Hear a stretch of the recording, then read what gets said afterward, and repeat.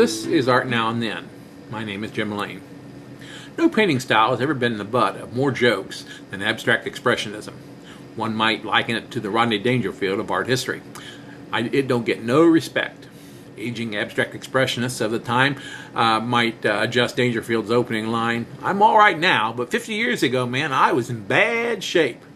While artists like Pollock, Klein, Hoffman, Gorky, Rothko, Tomlin, Motherwell, Reinhardt, and de Kooning struggled mightily to give birth to a form of painting that was distinctly American as opposed to the derivative styles that had been imported from Europe for over 200 years, the rest of the country laughed at their work.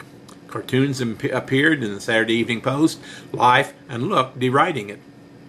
The conservative Reader's Digest continued to use figurative art on its cover and to this day has never embraced abstraction. But abstract expressionism had a legitimate birth.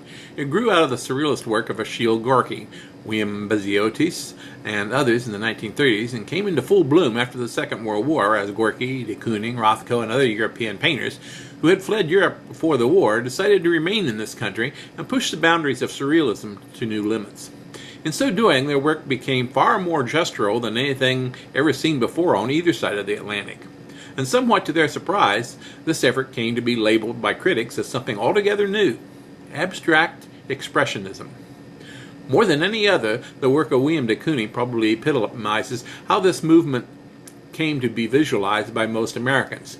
His 1950-52 Woman One, with its garish, horrifying face and massive breasts, was just barely figurative enough for the public to grasp, and yet ugly enough for them to hate. De Kooning was born in Rotterdam, Holland, in 1904. It was there he attended craft school and then a traditional art academy. He was influenced by artists such as Piet Mondrian, Theodore van Doesburg, as well as Picasso's Cubism. Woman One looks as if it were painted one night in a wild, drunken frenzy by a woman-hating, crazed madman. No doubt many who saw it visualized just such a scenario. In fact, it was anything but spontaneous. Though he didn't work on it daily, it took 2 full years to complete, going through constant, one might say, almost say endless, revisions. Near the end, de Kooning even went so far as to discard it. Then, weeks later, he rescued it from the trash, reworked it some, and sent it off to be exhibited.